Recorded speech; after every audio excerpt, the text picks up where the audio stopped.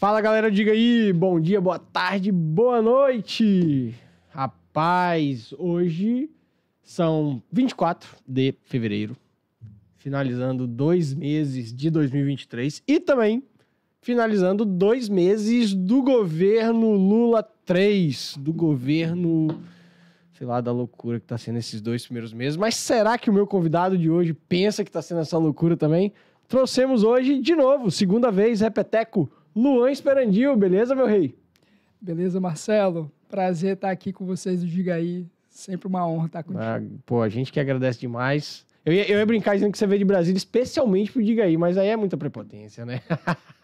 Poderia até vir, mas eu vim curtir o feriado, carnaval em família aqui no Espírito Santo. Isso aí, a gente aproveitou pra te ter aqui. Luan, vamos lá, velho. Vamos começar o nosso bate-papo aqui, que, a pauta é extensa.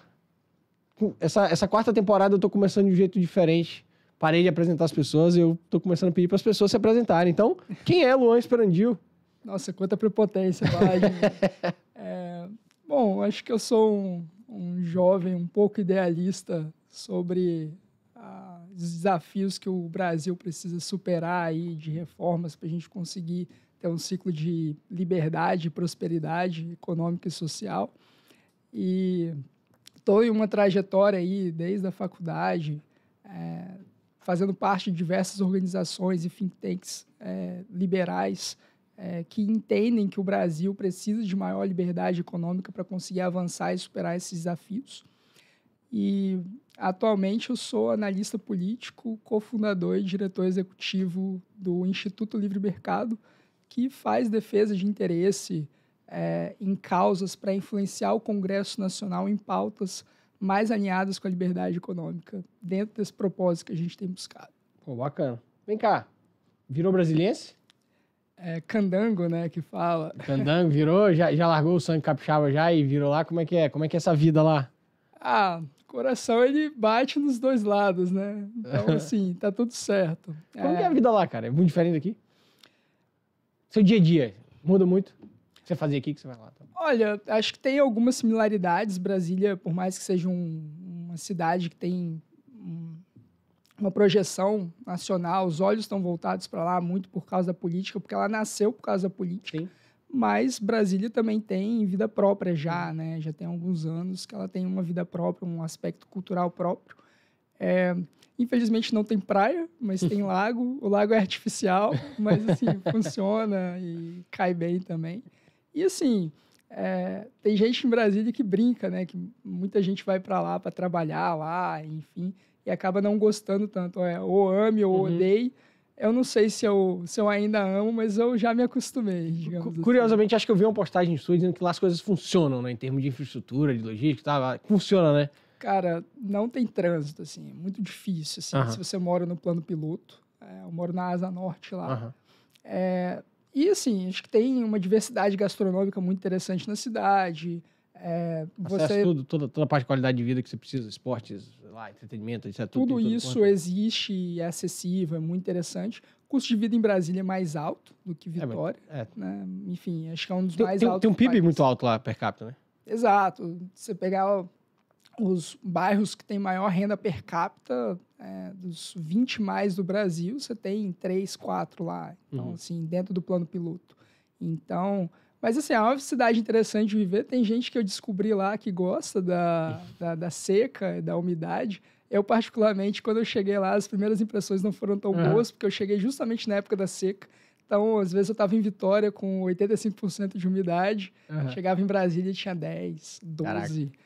Então, assim, é um clima meio desértico, né? Então, mas não vai faltar água, não, tenho certeza. Você pega calor durante o dia e à noite você pega agasalho, sabe? Então, sei.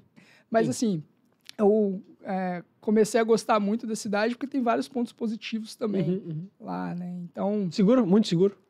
É seguro. Muito seguro. A nível Brasil é muito seguro. É lógico que todo lugar tem seus pontos, né? Mas, via de regra lá, sim. No plano piloto, sim.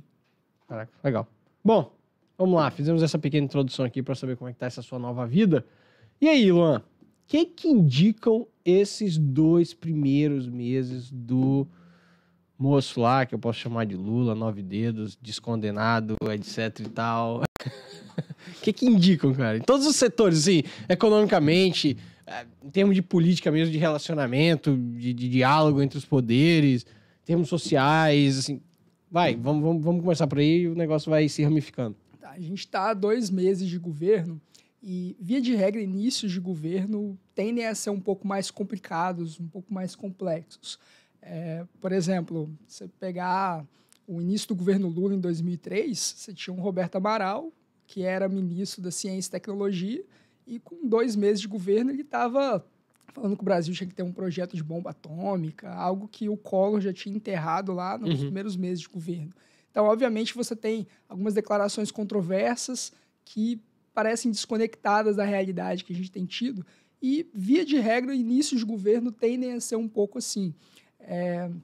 Então, muita gente tem ficado um pouco frustrado, que parece que o governo está batendo cabeça, mas, embora isso tenda a ser negativo de uma perspectiva por parte do governo, tende a ser um pouco natural quando você começa a observar um pouco de constituição do governo e quem está lá e por que está lá. Como se o governo estivesse amadurecendo durante os seus meses, é isso? Ele vai amadurecendo? Mas isso é normal de todo governo? É inerente. Início, né? Assim. É inerente, olha só. Esse desalinhamento entre ministros, por exemplo, hoje saiu o negócio do Haddad ontem, do Haddad com o Mercadante lá, da questão, inclusive, acho que é da PIS/COFINS, não sei quando que retornar e tal. Eu vou dar alguns exemplos nesse sentido. Primeiro, é um governo de frente ampla. Dentro de um governo de frente ampla, tem pessoas que pensam muito diferentes e que estavam juntos dentro do palanque. Okay. Então, o governo ele tem dado para a aparência de que tem batido a cabeça, e tem batido mesmo, com declarações de um determinado ministro que vai em um sentido e outro ministro diz o exato oposto. Você pega, por exemplo, o anúncio do plano dos 100 primeiros dias do governo do Ministério do Alckmin, que é da indústria. O Alckmin está falando que é uma prioridade do Brasil entrar na OCDE. Certo. O Haddad, ministro da Fazenda, estava dando declarações de que em uma perspectiva um pouco mais neutra. O Lula não dando tanta prioridade também. Eu vi expressamente que os caras queriam sair. Não? Na verdade, interromper o processo de entrada ou ficar em uma questão de banho-maria, né? A gente está em processo para entrar, mas a gente também não vai fazer tanta força, talvez um pouco semelhante do que aconteceu na Argentina do governo Macri, que iniciou o processo tal como o Brasil, e aí depois, quando houve alteração para o governo do Fernandes, ele já pegou e diminuiu um pouco o tom. É uma perspectiva que eventualmente pode acontecer. Então, assim, a gente tem diversas declarações nesse sentido do governo batendo cabeça, mas também é um processo de aprendizagem, e se você olhar a própria composição do governo, você olha, por exemplo, você sabe quem é o ministro da Fazenda, Fernando Haddad. Aí você olha o número 2, o Galípoli. Aí você pega e vai olhar os cargos de 2º, 3º e 4º escalão dentro do ministério, ainda não estão ocupados. Você tenta marcar uma agenda, por exemplo, com eventualmente algum ministro do governo, via de regra, as agendas deles estão muito blindadas e eles não estão recebendo representantes da sociedade civil, representantes de grandes empresas ainda, e faz sentido você se blindar nesse momento dentro desse processo de aprendizagem do governo, que deixa eu fazer um diagnóstico da situação aqui, ainda está faltando preencher alguns cargos que precisam tocar, e a gente tem algumas prioridades que talvez a número 1 esteja clara, mas a 2ª, a 3ª e a 4ª talvez ainda não. Então, eu vou até fazer um exercício aqui para a audiência. Você é advogado tributarista, você entende tudo da sua área, você é um hiper especialista em tributarista, e a gente está em discussão de encaminhamento de uma reforma tributária, que está sendo coordenada pelo secretário especial Bernard Api. Foi entrevistado aqui, inclusive. Foi uma entrevista muito boa, irado. Pois estava com ele, tive a oportunidade de estar com ele algumas semanas atrás em Brasília. Entende muito do que está falando. Não necessariamente concordo com tudo, mas entende muito do que está falando. Aí imagina que você está num cargo número 2 ou 3 do Ministério da Fazenda e essa é a sua prioridade, pensar como vai ser a reforma tributária. Só que tem tantas questões dentro dessa proposta e tantos outros interesses inerentes relacionados à questão tributária, que por mais que você seja o grande especialista nisso, imagina como que vai ser a sua rotina de trabalho e o que você vai ter que pensar no dia a dia. Porque é um ministério grande demais, poderoso demais, que tem todos os holofotes ali, toda a agenda procurando você. Então, é natural que, nesse momento, é óbvio que talvez o governo, da perspectiva governista, precisa haver uma coordenação um pouco melhor de prioridades, porque se um ministro fala uma coisa para a imprensa, outro ministro diz o contrário, esse tipo de coisa, obviamente, não é bom para a narrativa e comunicação do governo. Obviamente, isso pode gerar agendas negativas que repercutem mal. Ainda mais com essa polarização de hoje, que a galera aproveita essas falhas e bate pra cacete, assim, então... Exato. Então, daí, por exemplo, a preocupação do governo Lula de criar agendas positivas. E aí é que eu não estou falando se eu concordo ou não com esse tipo de política, mas, por exemplo, no início do governo Dilma, do segundo, ou seja, ela era presidente e teve o mandato renovado. Ela mudou o ministro da Fazenda da época, saiu o Guido Mantega, entrou um novo ministro e o novo ministro, Joaquim Levy, também bateu cabeça. Também teve dificuldades internas dentro do próprio governo, dentro do próprio PT. O PT chegou a fazer resolução contra ele nos primeiros meses de governo e houve um processo de fritagem dele nesse sentido também, porque na percepção de parte do PT, e o presidente Lula, na época, estava alinhado com essa ala, o governo se preocupava muito com a questão do ajuste fiscal, que chegou a ser aprovado no Congresso, as pessoas esquecem, mas em agosto de 2015 foi aprovado parte do pacote fiscal do governo, pelo menos a primeira etapa, e o Lula falava, não tem agenda positiva. O governo passou o primeiro semestre inteiro... O que é agenda positiva? Pautas que, eventualmente, vão gerar uma repercussão positiva na imprensa e com interlocutores da sociedade. Em termos de imagem ou na prática? De desenvolvimento da nação? De imagem. Eu não estou entrando no mérito se a política vai ser efetiva, se vai ser correta ou não. Por exemplo, o governo Lula tem se preocupado em a política de valorização do salário mínimo. Tem se preocupado... Inclusive, foi até coluna no Folha Business. Mas ele não aumentou. Ele falou, mas não aumentou. Mas anunciou que vai ser feito e anunciado em 1º de maio. Para 1.320. Você tem outra questão também. A questão do imposto de renda. Vai aumentar o piso do essa imposto foi boa. de renda. Essa aí foi uma boa medida. Minha Casa Minha Vida. Foi anunciado também. Então, assim, isso vai gerando algumas pautas positivas que, no meio dessa bateção de cabeça do governo, de alguma forma, protegem a perspectiva do governo em diversos aspectos. Mas olha, então, assim, o Lula, por exemplo, e o próprio PT criticava muito o início do segundo governo Dilma por causa que tinha uma bateção de cabeça e não tinha nenhum tipo de agenda positiva para proteger o governo. Então, foi só uma agenda negativa. Como se fosse um escudo, então, essa parada da agenda positiva, assim, para você falar assim, bicho, ó, vai rolar merda pra caralho aqui agora, a gente vai falar besteira, vai ter desalinhamento, mas vamos jogar algumas coisas aqui pra, sei lá, camuflar. Sem dúvida. E aqui existe também cortina de fumaça. Sim. Né? Existe aí um processo de você pegar e blindar o governo também de algumas questões. Então, por exemplo, por que o Lula pegou e criou um embate com o presidente do Banco Central e passou a criticar a autonomia do Banco Central? Porque é estratégico, né? Ele quer pegar e acabar com a autonomia do Banco Central no Congresso nesse ano, ou na semana que vem, no mês que vem? Não necessariamente. Mas a grande questão por detrás disso é você pegar e fazer um processo de fritagem, porque a projeção econômica vai ser um ano difícil, né? Os principais setores do Brasil, agro, commodity, mineração, aí agora o agro teve essa questão da vaca louca, que ainda tem repercutido muito mal, a questão de exportação da China já foi suspensa, enfim. Então, tudo isso são problemas econômicos em um contexto macro internacional de juros altos, e o juro aqui no Brasil está muito alto também. Uma proteção, né? E a gente não tô falando que não mas tem eu e você, a gente não discorda não, né? Eu não estou falando que não tem motivo para os juros estruturais no Brasil serem altos. Tá.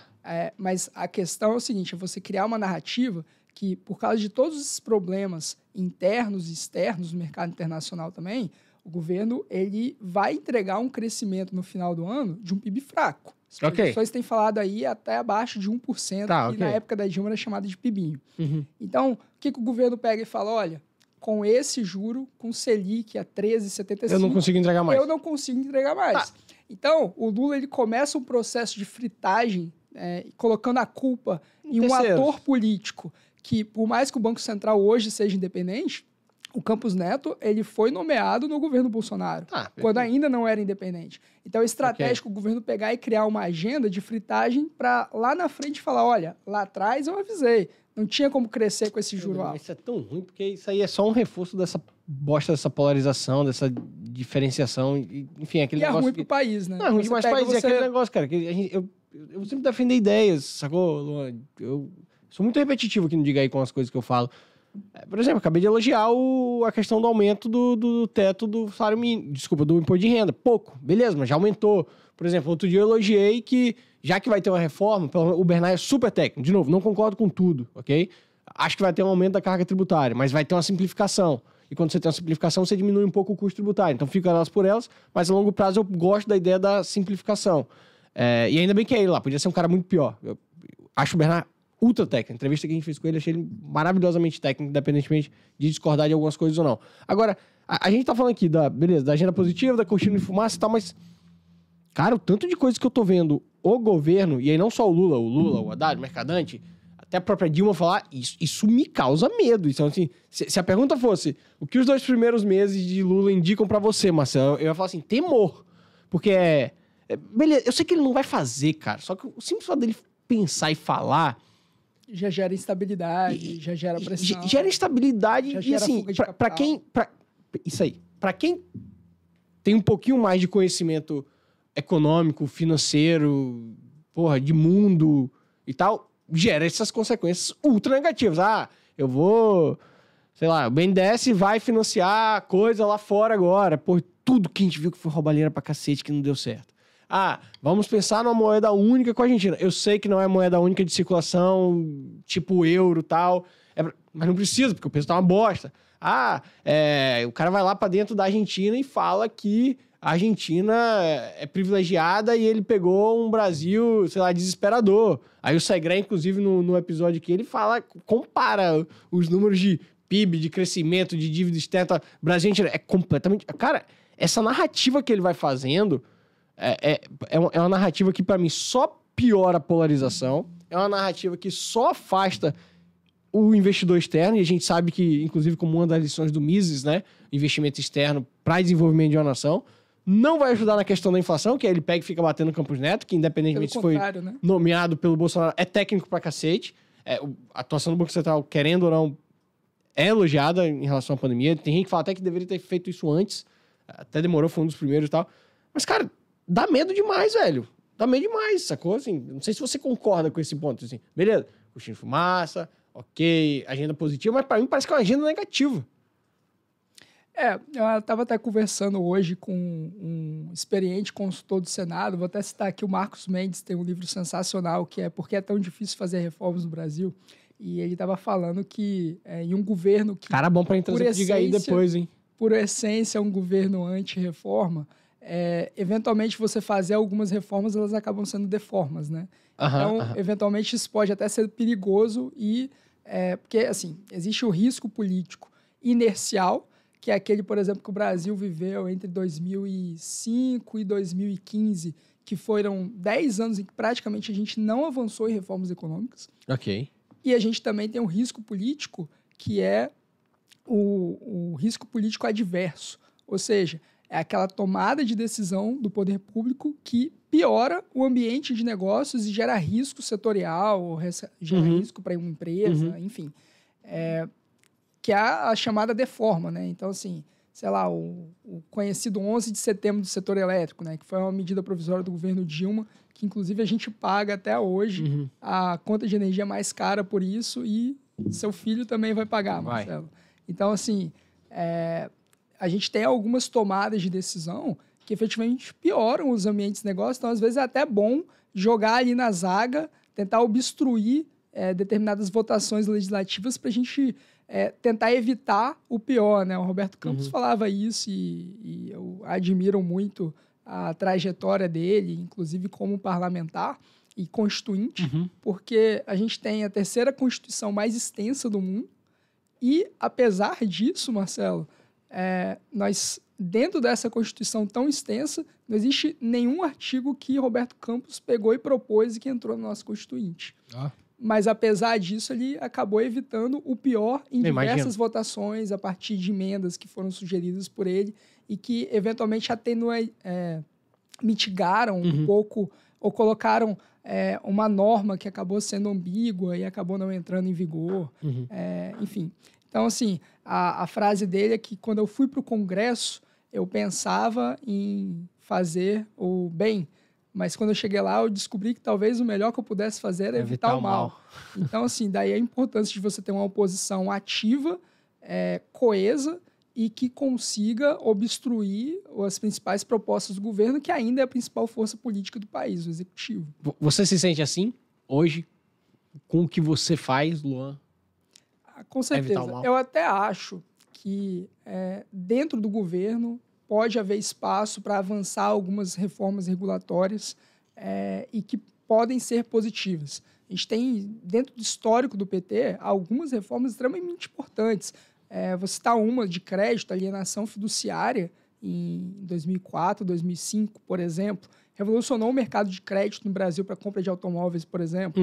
Você tem o próprio ministro Fernando Haddad defendendo um marco de garantias novo, atualizado, que precisa ser feito justamente para reformar o setor de crédito, em consonância com o ministro da Economia do governo anterior. Então, assim, até percebo uma agenda que eventualmente pode avançar, não com a narrativa liberal, não com a velocidade que o governo anterior defendia, mas eu até acredito que possa haver espaços, porque dentro do PT a gente vê um trauma muito grande do que acabou acontecendo com a Dilma e eles entendem um diagnóstico do que eles erraram para estar ali. Mas, com certeza, dentro do legislativo hoje, mais do que oportunidades de ataque, de marcar gols, hoje o legislativo tende a ser uma arena do ponto de vista de oposição e para reformas, talvez seja melhor evitar algumas deformas do que conseguir avançar em outras. Agora, vamos lá. Pensa comigo. Quando eu falo ele, pensa o governo, tá? O Lula e os principais ali, os cabeças ali, o Haddad, o Mercadante.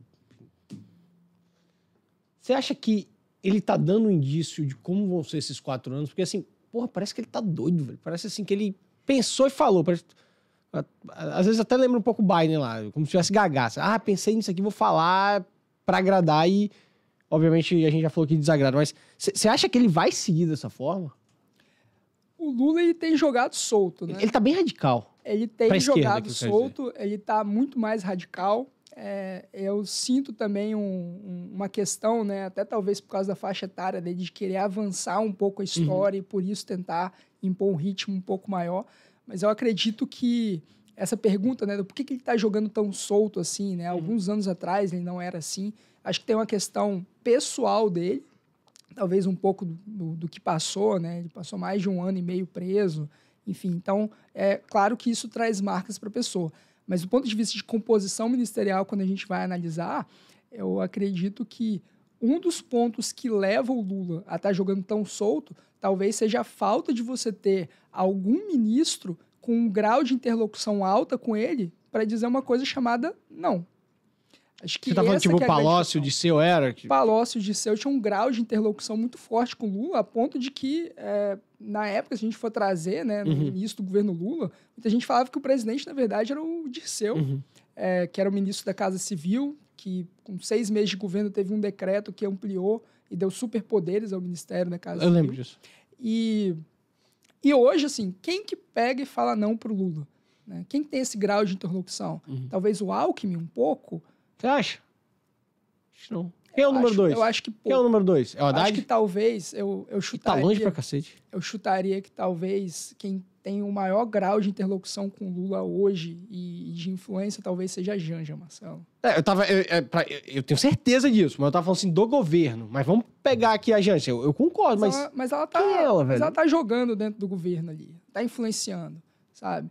É óbvio que é uma atuação muito diferente do que, por exemplo, a Ruth Cardoso teve no governo FHC, em que era uma atuação... Ela me parece mais muito protagonista mais do que as outras.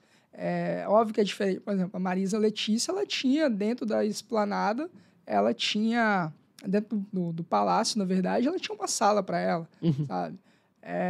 Mas eu acredito que hoje, se você pegar e olhar a atuação da Janja, seguindo a agenda com Lula para cima e para baixo, acho que a foto histórica aí que ela fez com o Lula e o Biden, por exemplo, acho que diz um pouco sobre o nível dela dentro do governo. E isso, obviamente, no governo, como tem hoje, isso vai gerando também desgastes internos, né? Na própria campanha do Lula, ela entrava em embates muito fortes com a coordenação de campanha, que acreditava que ela influenciava em algumas agendas do presidente Lula, falando para ele não fazer, etc., que eram decisões equivocadas. E em uma eleição tão apertada como foi, no final acabou dando certo. Mas se desse errado? Claro. E, agora, assim, o herdeiro de Lula não existe, né? Em termos políticos, hoje. Será que é uma preparação para essa mulher? Para Janja?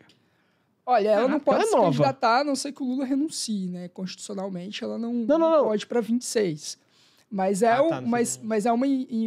Pode ser um 30. Pouco uma imitação 30 de Eva mesmo? Peron. Para 30 ela também não poderia? Não poderia. No caso, em 2030 poderia. Não então. poderia em 26. Mas, por exemplo, até que cheguei a comentar o caso do Levi aqui, que na Fazenda foi fritado, etc. O PT não aceitaria você ter um ministro da Fazenda que não fosse alguém interno do partido. Inclusive, o Palocci era do partido também. Então, assim, o governo Lula, ele replicou... Lula 3 replica um pouco a composição dos ministérios principais chaves, são todos partidários. Sem dúvida. Né? Mas, assim... O Segré falou sobre isso, que é muita questão da confiança e não a questão da técnica, da qualidade técnica. Quem é meu chapa? E dependendo se você tem um número 2 ali, dentro do ministério, que é quem acaba tocando muita coisa da agenda também, às vezes isso é uma das coisas que mais influencia e que mais tem peso, tá, Marcelo? Mas, assim... a pessoa que vai sentar, de fato, e conversar com as lideranças partidárias, conversar com boa parte dos agentes econômicos. Mas o Fernando Haddad, um dos principais pontos para ele ter ido para o Ministério da Fazenda é que o Lula precisa de um sucessor. E, assim, talvez ele não tenha o perfil ali que boa parte já agrade o PT, mas o Fernando Haddad, um dos principais pontos para ele estar ali é justamente para ele tentar... ter uma exposição que catapulte ele para ser o sucessor do Lula, caso o Lula não tenha condições de concorrer em 26. E acho que tem um ponto... Mas por que ele não teria condição? Só questão de saúde, só? Pela idade avançada? Ok. A única situação que você acha que ele não... mas é aquilo também, né? Por exemplo, o Biden também falava que o Biden tá muito mais gagá que o Lula. Mas é um mandato só de... Vai ser só um mandato, não vou disputar a reeleição, mas o Lula ele já deu declarações que agora ele pode ser candidato em 2026. Né? A gente tá com 2 meses de governo. Então, assim, até lá acho que tem muita coisa para andar, mas dessa questão do ponto de vista sucessório, com o juro estrutural alto da forma como está, com a gente, na falta de um boom de commodities, né, que está em uma situação delicada, talvez essa escolha do Haddad no Ministério da Fazenda, a não ser que ele consiga criar uma agenda positiva e que gere resultados muito fortes e consistentes, é uma situação perigosa e delicada ali para ele também, né? Claro. E vai ter que deixar a marca em um governo que não tem dinheiro como tinha antes. Que é um ministério muito exposto, não, da Fazenda, porque tem um impacto, assim, diretamente... mais tem holofotes, né? Isso vale para o bem e para o mal. Sem dúvida, sem dúvida. O Lula tá sendo quem você esperava, o Luan? Assim, volta lá para... 2 situações. Volta lá para pré-eleições, vai agosto, e volta para dezembro já eleito. Ele tá sendo quem você esperava que ele fosse? Não me surpreendeu. Não me surpreendeu. Talvez um pouco a falta de algum interlocutor ali para pegar e mediar um pouco o tom dele. E assim, eles existem, tá, Marcelo? A questão é quem que vai predominar no final, a voz dele ou dos interlocutores. Por exemplo, os ataques que ele estava fazendo à autonomia do Banco Central, que eu citei aqui, depois de 10 dias eles cessaram e diminuíram o tom. Não, completamente. Até porque é até uma passagem de bastão, né? Eu pego e eu criei o alvo, e aí a militância, os ativistas, os parlamentares foram lá e criaram a campanha, né, do juro baixo já. Né? Então, assim, passa o bastão para o partido, passa o bastão para a militância, né? Que, enfim, o Campos Neto vai... estão recolhendo o requerimento de assinaturas para a convocação dele, vai acabar sendo transformado em convite, e em março ele vai lá aos parlamentares para explicar por que os juros no Brasil estão tão altos. O povo não vai entender lá, os caras não vão entender. Um pouco da questão externa os parlamentares e um pouco da entender. Questão interna também, que assim... ao você aprovar uma PEC kamikaze, ao você pegar e aprovar o aumento do teto de gastos aí, como foi feito no final do ano passado, né, na PEC da transição, esse tipo de coisa acaba colaborando para o aumento de juros, né? Óbvio. Mas a narrativa não deixa. Os políticos pegarem e assumirem que eles têm digitais nesse problema que eles próprios ajudaram a criar também. Sem dúvida. Eu acho que eu vi uma publicação sua sobre essa questão dos juros e dessa pressão que a militância está fazendo comparando com a Turquia. Você fez uma postagem sobre isso? Aconteceu com o Erdogan, né? Uhum. Erdogan foi lá e pegou e... autonomia do Banco Central, nada, né? Acho que, salvo engano, fala foi em pra 2021. gente sobre... Mas você fez uma postagem sobre essa, não fez? Há algum tempo atrás, sim. Exato. Fala um pouco sobre isso. Basicamente, o presidente da Turquia, né, que é um autocrata, ele pegou e simplesmente, por questões populistas e eleitoreiras, o juro está muito alto aqui, supostamente para combater a inflação, ele cria a narrativa de que isso é um supostamente, logo, não é necessário, vamos abaixar o juro na marretada, esse cara que está aqui, ele não está fazendo nosso jogo, vamos tirar ele. E aí, obviamente, né, você pega aí na Turquia, a gente teve uma situação de estagflação posteriormente, o país parou de crescer e agora passou a ter inflação também. E, principalmente, né, que isso é a curto prazo. Claro. E aí, no médio e longo prazo, fica a sensação de instituições que são extrativistas, de instituições que não funcionam, de uma autocracia, e isso tudo afasta investimento externo do país, e aí você deixa marcas que você vai ter que recuperar a credibilidade fiscal da Turquia. E tudo isso é um processo muito difícil de ser feito. Olha o caso, por exemplo, do Brasil ter perdido o grau de investimento no governo Dilma em 2015. Não recuperou até hoje. Apesar que o governo pega e fala de ter sinalizações, o Haddad tem falado isso, né, de buscar recuperar rating para atrair investimentos de grandes fundos de pensão para cá, são poucos casos no mundo de países que tinham rating de investimento, perderam e posteriormente conseguiram reaver. Não, ainda mais com esse tipo de política assim, que eles vêm anunciando. Pô. E mesmo assim, eu escrevi uma matéria na Gazeta do Povo em 2019 nesse sentido, né, que estava na euforia, reforma da Previdência aprovada, a gente vai ter aí, vamos buscar o grau de investimento, enfim. Será que a gente vai conseguir ainda no governo Bolsonaro? E todos os analistas internacionais de rating que eu conversei, todos eles foram unânimes. O Brasil não vai conseguir isso em 4 anos. Talvez consiga em 10. Isso se seguisse uma linha boa. Né? E aí a gente ainda teve questão de pandemia, que atrapalha a questão fiscal. Acho que o governo Bolsonaro ainda conseguiu entregar um fiscal interessante, foi muito beneficiado também pela questão do petróleo, mas o teto de gastos, apesar de ter alguns furos ali no governo que foram muito prejudiciais, ainda assim entregou uma dívida pública abaixo do que estava sendo projetado, mas aí quando você tem esses solavancos, né, e aí você tem um governo que está falando aí de acabar com a autonomia do Banco Central, a gente vai ter um teste, né? A gente está gravando aqui no dia 24. No dia 28 acaba o mandato de 2 diretores do Banco Central, e aí vai ter a renovação, e a gente vai ver qual que é o perfil que o governo vai indicar, né? Se vão ser economistas aí com perfil mais heterodoxo, como tem defendido o governo, ou se o Campos Neto vai conseguir a recondução desses diretores como ele tem defendido, ou alguém de um perfil mais alinhado. Essa questão assim, do modelo que o governo vem fazendo, essa questão que você acabou de falar do que aconteceu na Turquia, não te lembra um pouco o que aconteceu na Argentina, em termos de intervenção do Estado, políticas, enfim, coletivistas que afastam o investidor externo, afastamento do investidor externo, inflação, queda do crescimento econômico, e a gente vê a Argentina como que está hoje, com um governo totalmente centralizado.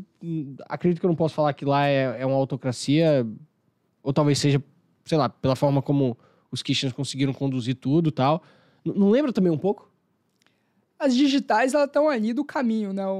A história humana não é um caminho em linha reta que você vai progredindo em crescimento reto. Perfeito. Né? Tem os solavancos. Mas eu acredito que o Brasil é diferente da Argentina pelo grau das instituições que a gente tem. Era isso que eu ia te perguntar. Acho que essa que é a grande questão, assim. Quando você pega, por exemplo, a formação do Estado de Direito no Brasil hoje, né? A partir da Constituição de 87, 88, da Constituinte que a gente teve do processo. A gente acabou gerando um sistema que o presidente no Brasil basicamente tinha superpoderes e mandava em tudo.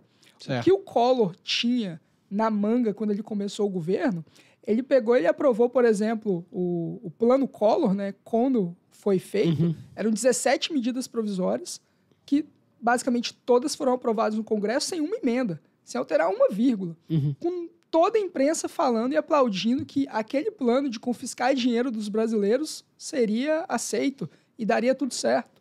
A gente tinha um sistema que o Collor tinha tanto apoio no início do governo dele, apesar desse plano que se mostrou muito equivocado e que gerou prejuízo para muitas famílias, inclusive para mim, né? Meus pais tinham negociado um carro naquela semana e na hora que foi pegar e pagar o carro já não tinha acesso à conta bancária. E acabou que teve que esperar alguns anos para ter carro depois. Mas assim, quantas empresas não tiveram problemas de liquidez?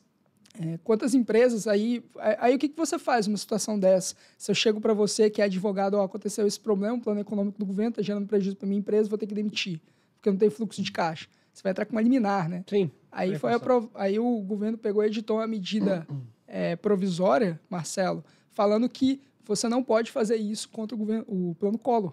Você não pode recorrer ao judiciário e uma cautelar. Você não pode. É o poder central autocrático. Aí o que você pensa? Não, o Congresso, isso está atacando a autonomia dos poderes. O que o Congresso fez? Aprovou.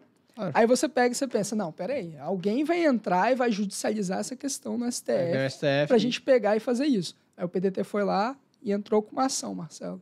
Aí o que o STF decidiu? Na época eram 9 ministros. 7-2, não, tá certo, realmente, o judiciário não pode se interpor a esse plano econômico que é crucial para o desenvolvimento aqui do Brasil, para a gente superar a inflação. E o plano fracassou. Né? Então a gente... Você está dizendo então que isso é histórico no Brasil? Olha só, a gente teve uma super concentração de poderes no presidente da República. Lá atrás. A partir... Assim, sempre teve, né? A figura central ali no executivo sempre teve. Mas a situação que a gente tem hoje no Brasil é muito diferente dessa. E hoje, você acha que isso protege a gente de se tornar argentino? Em algum nível, sim. Acaba sendo um gatekeeper ali, já que a gente está no mundo corporativo aqui gravando, diga aí. Não, perfeito. Eu não lembro agora. E acho que a grande questão é isso. A gente tem um Congresso que hoje compartilha de muito mais poder do que tinha 15 anos atrás. As pessoas elas lembram muito do Eduardo Cunha, de uma Câmara mais independente, mais autônoma do poder, e aí acabou uma série de outros fatores também influenciando também na queda de Dilma. Mas antes disso, né, com Henrique Eduardo Alves, a gente já tinha uma guinada de maior poder na Câmara dos Deputados. Você passa a ter emenda impositiva depois em resposta ao Bolsonaro. Você passa a ter, por exemplo, o STF assumindo um protagonismo a partir do julgamento do mensalão, que antes ele não tinha na esfera política. Você passa a ter judicialização da política, que a gente tem, por ano, 300 ações de partidos movidas por agremiações que questionam decisões dentro do legislativo e que acabam sendo moderadas pelo STF também em algum nível. E eu não estou entrando no mérito se isso está correto ou não. A gente pode até entrar nessa questão. Mas o que eu estou querendo dizer é que a gente tinha uma presidência no Brasil, até ali no primeiro governo Lula, muito diferente do que ele tem hoje. Hoje, o presidente do Brasil ele não tem superpoderes como tinha antes, em que você tinha uma medida provisória, eu mando a medida provisória, ela é aprovada sem tirar nem pôr uma vírgula. Não, elas são... Hoje tem emenda, elas mudam o caráter da medida provisória. Ou então, e antes também, se a medida provisória ela fosse negada por algum motivo, ela caducasse, a gente simplesmente, o presidente podia mandar outra medida provisória de igual teor, igualzinho. O Collor fez isso, inclusive. Então, assim, essa que é a questão. Hoje existem mais gatekeepers institucionais do que antes, e isso, em algum nível, é uma evolução institucional. Não, sem dúvida, sem dúvida. Bolsonaro, muitas vezes, ele utilizou essa distribuição do poder, né, um sistema de poder compartilhado da presidência com os outros poderes, muitas vezes para atacar e criticar, eu não consigo fazer isso porque tal poder Sim, não eu deixou, lembro muito e disso. etc. Mas se você acha que o governo que está ali, se você teme ele, né, como você estava falando e brincando aqui no início da gravação, esse sistema de poder compartilhado, hoje é muito mais interessante porque você consegue obstruir decisões ruins. Eu não vou lembrar quem que eu tenho que dar esse crédito, mas alguém que eu já entrevistei, o que eu estava conversando sobre, falou que a grande diferença da gente para a Argentina está exatamente ligado nessa questão do fortalecimento mais recente das instituições, e aí focou em especial no Congresso, porque falou assim, olha, o STF, que não são pouquíssimas pessoas, o Executivo, uma pessoa, assim, manda-chuva. Quando você vai para o Congresso, tem uma pluralidade muito grande. Então, essa pluralidade muito grande de pessoas para serem, digamos assim, convertidas para se praticar algo que foi feito na Argentina é mais difícil. Então, o Congresso seria, em tese, a nossa melhor proteção contra isso, que é basicamente aquilo que você está falando. E aí você essa última fala sua me faria falar o seguinte, porra, Luan, que irado, a nossa democracia está funcionando, as nossas instituições estão funcionando.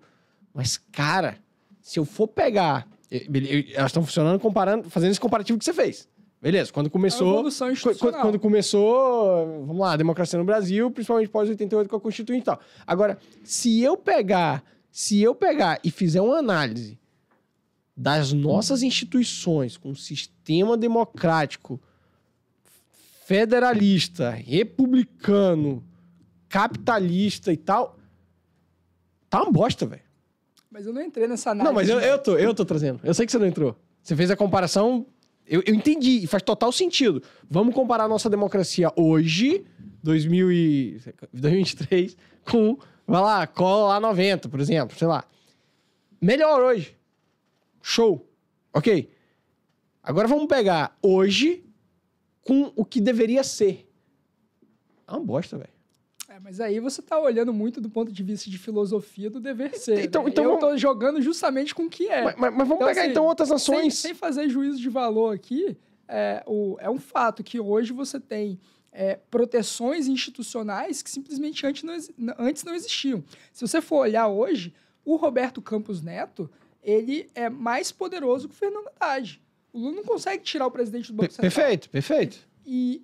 é uma evolução institucional que talvez o Brasil devesse ter feito há muito tempo, como a maior parte dos países do mundo que deram certo. Uhum. Agora, onde as coisas funcionam, a política monetária tende a ser mais blindada de interesses populistas, mas hoje ele não consegue fazer isso. Estamos super alinhados, cara. Super alinhados. Eu só queria trazer esse ponto aqui, porque eu tô concordando contigo em termos comparativos, mas de evolução. Colocando um asterisco, mas ainda porque muito a gente longe. Porque a gente tem que colocar esse asterisco, cara. Sabe por quê?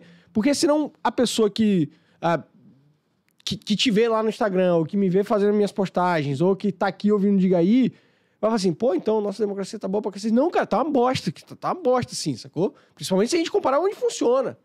Entendeu? Por exemplo, República Federativa do Brasil, nada. Não tem, de federativo não tem nada aqui. Tem nada. Zero. Mas olha... quando você pega e você coloca uma lupa de como que as coisas acontecem, é óbvio que assim, por exemplo, o governo pegou e fez a MP do CARF, né? Tem um voto qualificado lá, fala desse negócio, etc., que inclusive deve estar sendo aí uma grande dor de cabeça na sua área aí no direito. Mas pra mim, se bobear até ajuda os tributaristas, tá? Se bobear até ajuda, porque vai perder na instância administrativa e o cara vai pegar, vai meter outros honorários, vai cobrar mais caro para ir pro judicial.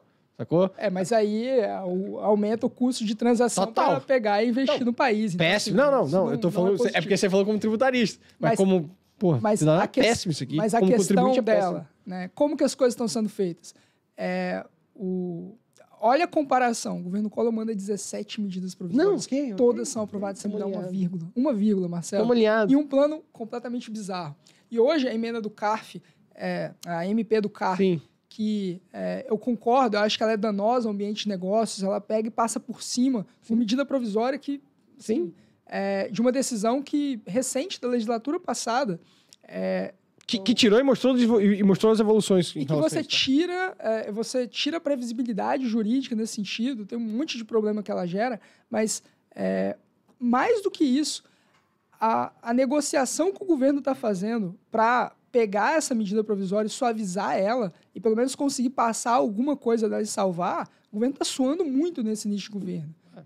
Que continue, né? E é muito diferente do que o Brasil tinha até pouco tempo atrás. O Bolsonaro, ele foi um presidente que ele reformou muito no Brasil, mas se você vai olhar os aspectos legislativos dele, também foi o presidente que mais teve medidas provisórias caducadas. Então, assim, e o Bolsonaro construiu uma grande base a partir do segundo ano de governo dele, principalmente aí, mais notadamente, a partir da pandemia. O Lula ele antecipou esse movimento e dentro do processo de transição do governo ele já tinha negociado ali e colocado quase todos os partidos ali dentro ali de uma coalizão para ter essa proteção, né? E mesmo assim está suando. Acho que a própria base do governo que a gente vai ter nesse sentido... Obrigado. A própria base do governo que a gente vai ter nesse sentido, Marcelo, ela não garante vitórias do governo até o tempo. Não, claro que não. Claro que não. E isso é muito diferente. E você está falando, claro que não. Mas até pouco tempo atrás não era assim. Não, beleza, já tá assim. Estamos super alinhados nesse ponto. A gente, concordando muito com você. Apresentou. Eu, inclusive, nunca tinha parado para pensar nessa evolução e como a gente tem uma democracia hoje muito melhor, tá? Obrigado por isso aqui. Vou te mandar depois até as emendas que a gente apresentou nessa questão da MP do CARF. Porque, assim, obviamente, a gente é a favor de caducar essa medida provisória esdrúxula, mas... Tem chance? Dela caducar, eu acho que tem risco. Mas eu acho que é muito mais provável o governo negociar uma suavização dos termos dela e... como a OAB já fez, né? Porque a OAB já apresentou ali... Isso é uma pressão política enorme, mas não significa que vai ser desse jeito. Vários líderes partidários se notificaram contra o posicionamento da OAB, inclusive. Tal. Mas, assim, um ponto nisso. A gente apresentou emendas lá por meio de alguns parlamentares, justamente para a gente tentar suavizar essa medida provisória, para caso ela passe, ela seja suavizada, que é uma questão muito diferente do que a gente tinha antes, né? E, assim... a medida provisória que a gente é contra vai ser aprovada, mas pelo menos uma emenda entrou, é aquilo, né? Existem vitórias dentro das derrotas da política também. Você já falou muito comigo sobre isso. Vem cá, algo que você está vendo lá hoje em Brasília te dá muito medo? Algo te deixa assim... A gente não precisa necessariamente falar de medo, né? Porque isso é muito... Os bolsonaristas falam, tô com medo, isso aqui vai virar Cuba, isso aqui vai virar Venezuela. Esquece essa parte... Da polarização de novo e tal.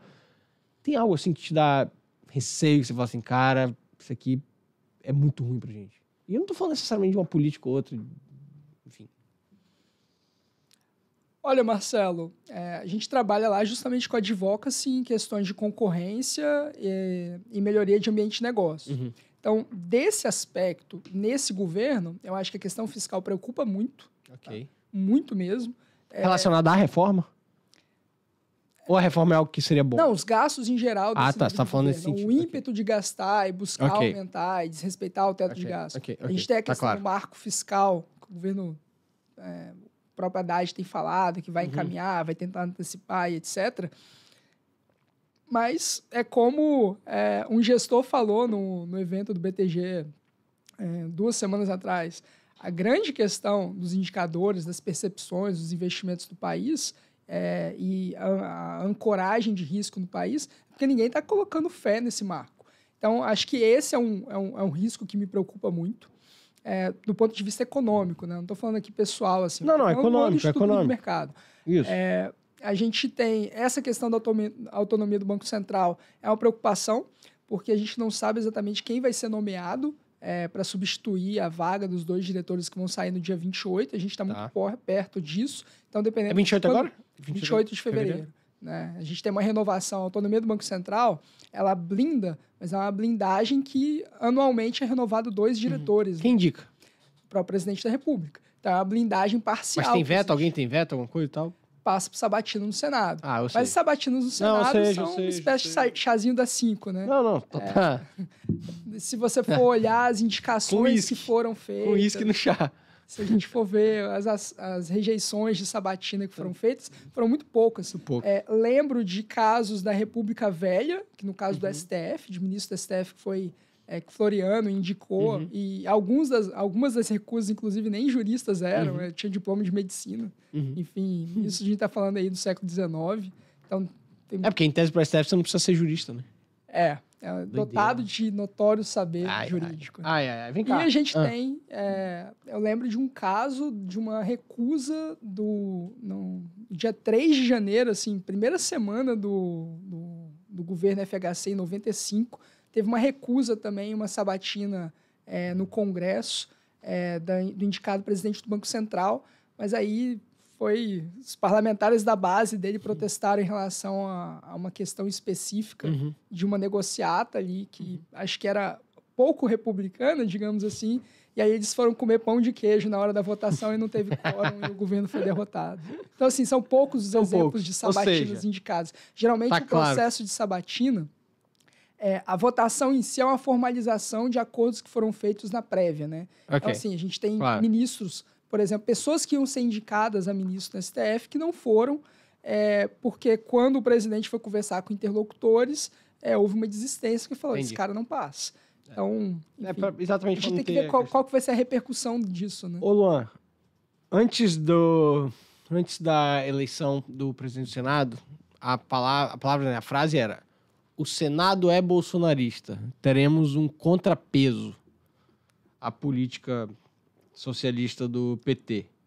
Eu te pergunto, o Senado é bolsonarista ou o Senado é aquele centrão que vai pra onde a onda toca ali e tal, a banda toca e tal? Nenhum nem outro. As pessoas elas são muito emocionadas a criar ou se encantar com narrativas políticas. Ok. A gente teve, sim, um grupo de senadores que foi eleito nesse mandato que eram mais alinhados com a centro-direita, mas quem que eles substituíram? Alguns nomes também de centro-direita. Então, alguns nomes, por exemplo, que eram no PSDB, agora foram trocados pelo PL. Então, hoje, talvez eles tenham uma narrativa ou uma proximidade com o ex-presidente e um discurso de oposição talvez mais aberto do que o anterior tinha, mas na configuração do Senado, não é que muda pouco. E muita gente se decepcionou com a derrota do Rogério Marinho, né, que é líder agora da oposição, quando estava enfrentando, né, a disputa aí com o atual presidente da casa e conseguiu a reeleição, Rodrigo Pacheco. E aí eu recebi um monte de mensagem, Marcelo, do tipo, já era o Brasil, acabou. Porque as pessoas, elas se emocionam muito agora mesmo. Eu vou embora. Assim. Elas acham que, assim, que a política é uma Champions League, que você tem final em jogo único, e aí aquele jogo decide tudo e acabou. Muito bom, muito bom. Só que política não é um jogo de final única. Política é um campeonato de pontos corridos. E se você for olhar a votação que, por exemplo, o Marinho teve, a gente teve 32 votos, né? É uma votação expressiva. Você tem, por exemplo, você consegue fazer requerimento de CPI com esse contingente. Você consegue, com um voto a mais, 33 votos é suficiente para você pegar e você barrar uma PEC. Então, assim, você não precisa nem que todos votem contra a PEC, né? Você só precisaria ali, dependendo do quórum, que as pessoas simplesmente, alguns deles se abstivessem não também. votem. Então, você pega, por exemplo, o primeiro governo do PT, já que a gente está falando de evoluções históricas do centro do poder. Você pega 2003, 2004, 2005, estou falando antes do mensalão, antes da CPI que originou ali a Comissão Parlamentar de Inquérito, foi o maior pedra do sapato nos primeiros 10 anos do petismo, no poder. Você teve CPI do Valdomiro, você teve CPI... tentativas de CPI de São Bernardo, por causa da morte do Celso Daniel, que nem foram para frente, porque a oposição era menor do que esse número de 32 que a gente está falando, mas que geraram enorme constrangimento no governo, agenda negativa, governo nas cordas. Então, assim... Mas e uma questão propositiva como ir contra o STF? Abrir um processo de impeachment. Você acredita? Eu achava que seria muito improvável, no geral, isso se configurar, porque, assim, nunca aconteceu na República você pegar e você empichar um ministro do STF. Até porque...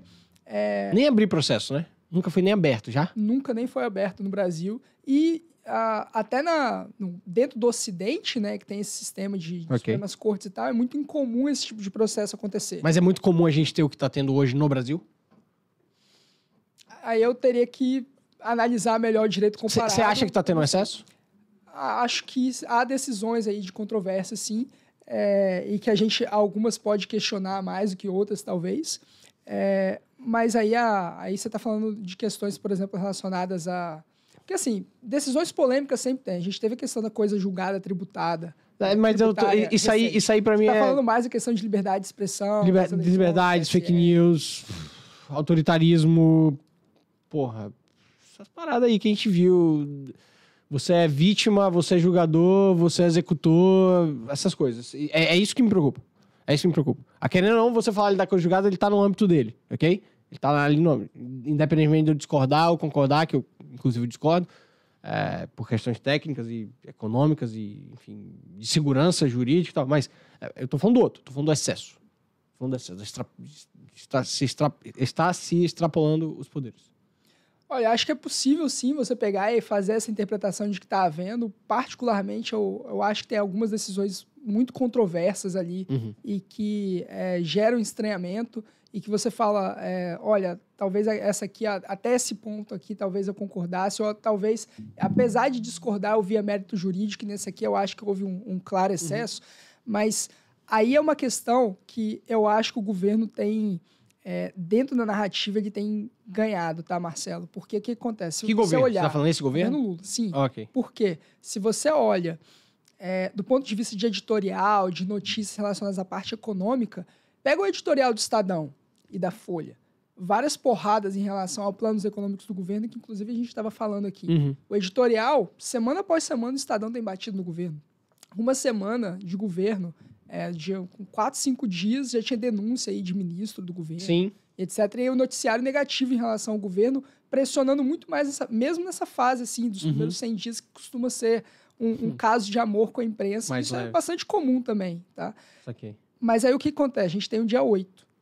E o dia 8 blinda o governo de uma agenda que poderia ser negativa dessa questão econômica. Claro. Porque... a questão econômica ainda não é uma grande causa, uma grande preocupação no governo. É muito recente. Tem preocupações, a gente está com... o juro está alto, isso dificulta crescimento. Então, assim, isso vai se tornar uma questão em algum momento. Né? Daqui a alguns meses, isso vai ser uma questão, principalmente quando os resultados econômicos não estiverem acontecendo. E aí o governo tem buscado se blindar, como eu falei. Mas a imprensa hoje, você pega a cobertura econômica, ela tende a ser muito contra o governo. Mas a pauta democrática, ela tende a ser favorável ao governo e isso protege e até, pelo menos em análise de Big Data, de reporte que eu analisei... Mas acho que uma hora eles vão entrar em conflito, hein? Vai entrar, mas não agora. Não agora. A causa do... Eu tô falando deles, eu tô dos falando do acontecimentos do dia 8 de janeiro tem protegido o governo nessa questão e aumentaram a força do Alexandre de Moraes na corte. Muito. E prejudica também a oposição no Congresso em algum nível. Né? Com certeza. É óbvio que isso pode ser... pode durar alguns meses de governo e etc. Mas essa questão eu acho que é fundamental. Assim, a gente talvez caminhasse para um governo Lula em determinado aspecto na primeira semana de governo, que a partir do dia 8 houve uma blindagem muito maior do governo por parte da imprensa. E assim, foi abraçado por todos os poderes. Né? O Arthur Lira, o Rodrigo Pacheco, todo o STF. Então, assim, todos os principais atores políticos do país pegaram e passaram a condenar o que houve, né, que foi repugnante, vai trazer cicatrizes aí institucionais para o Brasil. Não concordo. Mas esse tipo de coisa empodera o Alexandre de Moraes. Não concordo com o que foi feito aquela forma da violência, tá? Isso que eu tô querendo deixar claro aqui na minha frase. Né? Que eu não concordo vai ser com você, cancelado, Marcelo. Eu não concordo com o excesso lá que foi praticado. E a grande questão... mas eu concordo 100% com o direito de liberdade de expressão. Deixar isso muito claro. Desde que você não passe a parte no campo da ação... para começar a destruir, violar outros direitos de propriedade, etc e tal. E assim, e acho que tem decisões nesse sentido, já que foi a pergunta, né? De você pegar e fazer uma diligência de busca e apreensão com base em print de WhatsApp, de quem está no grupo de WhatsApp, de você pegar e quebrar sigilo de determinadas pessoas ali, com só base é contra em nada, sabe? Então, assim, isso eu acho que é perigoso do ponto de vista de Estado de Direito, mas é um pouco também do que a gente fala de teoria de reserva de capital institucional da Suprema Corte. Né? Eu já tive até a oportunidade de conversar com isso com o professor Temer, presidente também, e ele, como constitucionalista que constituinte que foi também na análise, ele falava que, assim, basicamente você tem processos de expansão e tensionamento de decisões e julgamentos controversos de Suprema Corte, que são contramajoritários, né? E você tem ciclos de alta popularidade das Supremas Cortes. Então, assim, a gente teve um ciclo ali, a partir do julgamento do Mensalão, primeira fase da Lava Jato, teve decisões relacionadas a casamento, a união homoafetiva e outras decisões também, que aumentaram a popularidade da corte. Sim, né? sim. E aí você gasta esse capital reputacional em decisões que nem sempre são majoritárias no entendimento da população. Então, em algum momento você tem a tensão e um momento tem a distensão. Eu acredito que antes de 8 de janeiro a tendência era ter uma distensão. As eleições já tinham passado, né? E após 8 de janeiro, acho que a tensão acabou sendo um pouco renovada. E acho que uma discussão que vai acabar avançando um pouco. A gente tem mudanças de ministro em breve, em maio vai sair o Lewandowski, a Rosa Weber vai sair também. Já está alinhado lá dentro quem entra no lugar deles? Não, acho que... Porque os principais interlocutores do Lula nessa tomada de decisão, de escolha de ministro, pelo menos quando ele foi presidente no primeiro e segundo mandato, é o Thomas Bastos. E ele já não está... ele já não está aqui compondo o governo, acabou falecendo, enfim. Então, assim, ele era um nome que o Lula ouvia muito. Né? Então, hoje, não tem essa figura tão clara quem que vai influenciar mais, enfim. Mas o perfil, a gente tem aí pode ser o Zanin, advogado... É o Zanin e o Manuel Carlos. São os dois Manuel mais... Carlos de Almeida Neto, né? Que inclusive foi aí chefe de gabinete do... Ele foi um professor. Sério? Ele é de Ilhéus. O que você acha dele? Cara, eu posso falar dele como professor. Ele é um cara que conhecia muito do que ele estava falando ali, da parte técnica. Agora, tem muitos anos que eu não tenho contato com ele. Conheço a família dele. Ele é primo de primeiro grau, de primos de primeiro grau. Tava sempre no mesmo ambiente. O cara, porra, super simpático, super gente boa. Trata todo mundo super bem. Conheço zero das questões políticas e ideológicas dele. Não posso falar absolutamente nada. Mas eu tinha um relacionamento muito bom com ele quando foi professor. Enfim, é o que eu posso falar. Legal. Não posso ir além disso, não. Porque tem muito tempo também que eu não algum caso lá no STF... Não, eu não faço contencioso, cara. Graças a Deus. Eu odeio depender do Estado pra qualquer coisa. Inclusive no meu trabalho. Por isso que eu larguei o contencioso. Eu deixo isso pra Lucas, né, meu sócio. Um abraço pra Lucas, que ele adora ficar levando negócio lá pra juiz, despachar. Eu não gosto. Eu gosto de estar na mesa resolvendo os negócios dos meus clientes. O perfil ali pra substituir o Lewandowski vai ser alguém de um perfil similar do dele, garantista do ponto de vista penal. Tem alguns ministros do STJ também que tem corrido por fora aí. Enfim, então assim, acho que essa é uma das questões. Mas esse grau de distensão do STF que podia acontecer, acho que foi renovado. E acho que talvez uma das... Não, tá fortalecido. Uma das boa parte principais questões que talvez definem isso, talvez seja os julgamentos dos direitos políticos de Jair Bolsonaro. Era a minha última pergunta, assim, você conhece bem aqui o Diga Aí, a gente, porra, tá tão bom que já bateu 1 hora aqui esse negócio. Era a minha última pergunta antes da gente ir pra fase 2. Ele vai ser preso se ele voltar? Não sei se ser preso é algo que tá no plano ali e tal, até porque vai ter um julgamento ainda, né? Mas conversando com alguns interlocutores, pessoas próximas do STF, dos ministros... eu acho que era uma possibilidade do radar e que aumentou muito depois do dia 8. Acho que o principal não era nem a prisão, era a perda dos direitos políticos. Né? E eu acho que depois... Por que não tirou o direito político do outro, velho? Eu não sou Bolsonaro, não, tá? Eu não sou Bolsonaro, não acho ele bom. Deixo isso claro, sempre que eu tô aqui, eu não acho ele bom. Eu acho ele menos pior do que o Lula, só isso. Os dois acham horrorosos, os dois. Por que não tirou do outro também, cara? Mas aí tem que perguntar pra eles. Pede um Diga Aí pra ele. Mas assim, acho que o Bolsonaro tem mais de 50 inquéritos pra responder. É muita coisa. É muita coisa. E é muita Fica coisa. Fácil achar um negócio ali. E assim, acho que os principais casos ali, questão das urnas eletrônicas, os questionamentos à confiabilidade do sistema eleitoral, tem a questão dos embaixadores diplomatas que no meio de um ato oficial ele pegou e fez esses questionamentos. Tem questões pertinentes à pandemia. Da pandemia, eu né? acho que Da são vacina, os inquéritos que talvez tenham uma probabilidade maior aí de um risco pensando na defesa dele. É verdade. Vamos ver para onde vai. Luan? Mas acho que essa questão, para finalizar, o afastamento, né, pelo menos esses 2 primeiros meses do Bolsonaro, geograficamente também. Eu acho que ele não vem por agora, não. Eu, inclusive, peguei e apostei com um amigo que o Bolsonaro ia para os Estados Unidos depois da eleição. E eu acho que ele não volta por agora. Mas eu achava que ele talvez demorasse um pouco mais para ir. Ele foi antes do assumir. Mas, assim, eu acho que esse afastamento dele, a direita, ela vai ter um gap na direita. Vai. Né? E não existe vácuo de poder. A grande questão é quem que vai ocupar esse vácuo. Qual que vai ser a grande figura da direita que vai pegar e ocupar? Eu acho que esses 4 anos tem muita coisa nesses 4 anos que vão nos indicar. A gente tem um Zema. A gente tá falando de direita anti-esquerda, na verdade. Desculpa. A gente tá falando de direita anti-esquerda porque se eu for colocar o Zema ali em tese em algum lugar, ele não é nem direita esquerda, nem liberal. Mas a gente não precisa entrar nesses conceitos aqui. Pode estar Tarcísio. Não, então, eu ia falar assim, tem muita coisa pra acontecer nesses 4 anos. Que ia mencionar. O Zema, você tem o Tarcísio, você tem o Eduardo Leite. O Eduardo Leite vai ter que reconstruir o PSDB, uma situação muito difícil.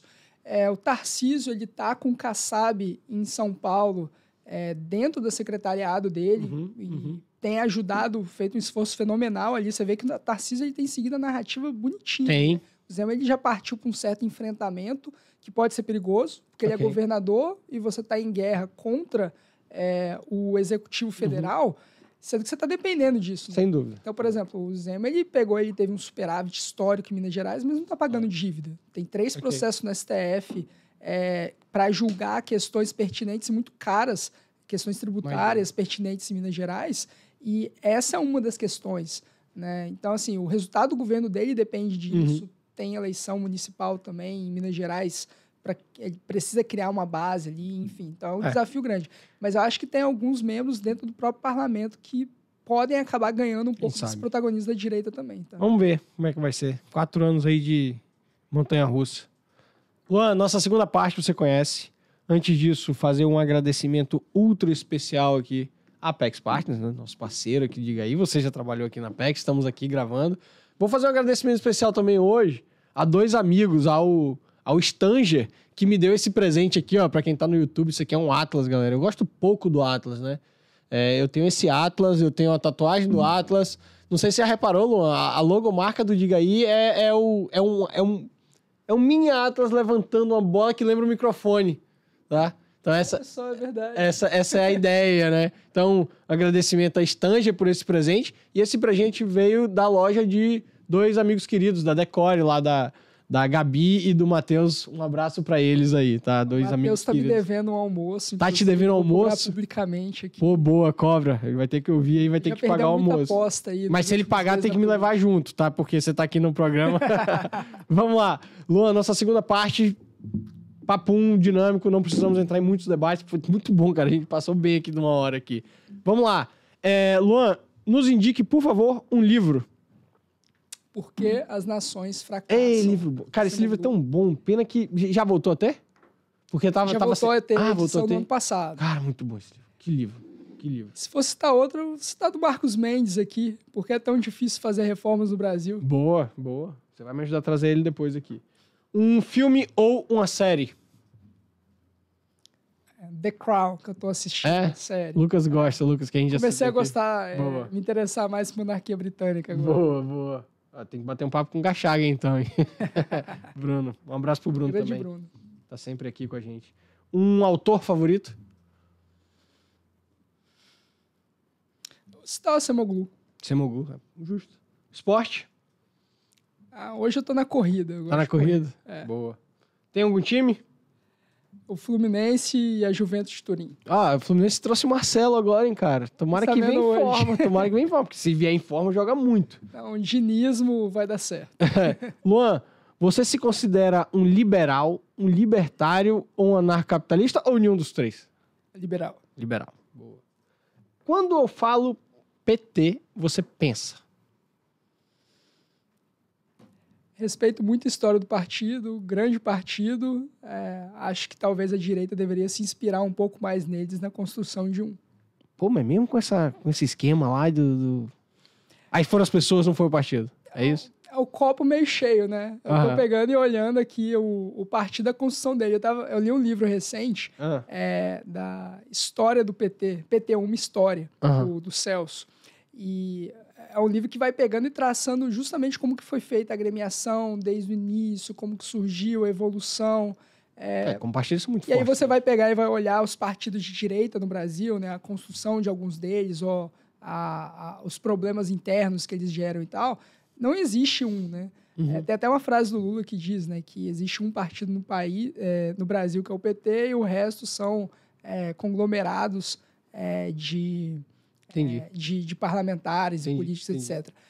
Eu acho que a direita ela precisa pegar e evoluir no sentido institucional e parar de pegar e ser tão emocionado com política e aprender a jogar o jogo. Entendi. Não adianta você querer ganhar um jogo que você tá... Sem saber jogar, não saber as regras ou querer fazer WO. E quando eu falo novo, você pensa? Partido que precisa se reconstruir. Boa. E que vai tentar a sobrevivência agora, né? Vai. Um grande desafio para Eduardo, meu amigo. Desejo sorte aí para ele conseguir. Foi entrevistado aqui no final do ano passado. Ele com... Ai, gente, esqueci. Sabe um exemplo de partido, assim, vou chamar assim, de CEO de partido do Brasil, eu até citei aqui, o Kassab. O que ele fez com o PSD, o grau de abrangência, de interlocução, um cara que tá com Tarcísio, um símbolo aí, aliado do Bolsonaro, ex-ministro do Bolsonaro, e que construiu com Lula 3 ministérios do PSD, e que tem o presidente do Senado, construiu uma base extremamente forte. Então, assim... entender como que ele fez isso não foi nada fácil, mas olha só o grau de poder que ele pegou, e é uma figura pouco comentada nos debates e que tem um grau de força política e institucional extremamente forte. É secretário do Tarcísio hoje. E arrisco dizer aqui que talvez Tarcísio mude de partido. Tá. Médio prazo. Eu vi um movimento desse aí. Eu vi algo sobre o Zema também, mas não precisamos entrar nesse detalhe não. Vamos lá. O melhor chefe de Estado que já tivemos. O último livro que eu li foi do FHC, e eu acho que o que ele fez enquanto país, de construção de país e até abordagem institucional, é digno de nota. Eu achei que você ia falar o Temer. Eu gosto muito do professor Michel Temer. Acho que fez um excelente governo, com alguns asteriscos. Claro. Talvez se tivesse o mandato inteiro, entregaria muito mais. Claro. Mas aproveitar que eu li o recente livro do FHC, eu vou citar ele. E quem foi o pior? Porra, teve muito, hein? Cara, acho que eu vou citar... Olha, João Goulart foi muito ruim. Ok. Mas um pouquinho antes dele, o Jânio Quadros. Assim, e desse nosso período entre as... O Jânio Quadros fez tipo um WO mesmo, né? E do período democrático? Eu vou falar um pouco do custo de oportunidade. Eu acho que o Collor tinha faca e queijo na mão e por uma sucessão de erros acabou se frustrando e tendo uma grande derrota. Mas assim, acho que tinha o faca e o queijo na mão e aconteceu o que aconteceu. E acho que em segundo, acho que eu vou citar Dilma Rousseff. Boa briga. Luan, meu velho, valeu demais. Porra, episódio riquíssimo. Quando eu olhei pro relógio, eu falei, cacete, minha pauta aqui ainda tem um monte de perguntas e só faltam 15 minutos. Isso quer dizer que o papo foi muito bom. Te agradeço demais, parabéns pelo trabalho que vem fazendo. Me avisa quando vier aqui de novo pra gente poder fazer o episódio vai ser o que foram os X primeiros meses, X meses do Lula, que aí a gente já traz uma outra perspectiva sobre tudo isso que tenha boas notícias. Tomara, cara, sem sacanagem, as pessoas acham que porque, enfim, eu sou um liberal e que bato pra cacete na esquerda e tal, acham que eu quero que o Lula desgrace com o país, ou... Não, eu quero que ele faça um bom governo, é interessante pra mim.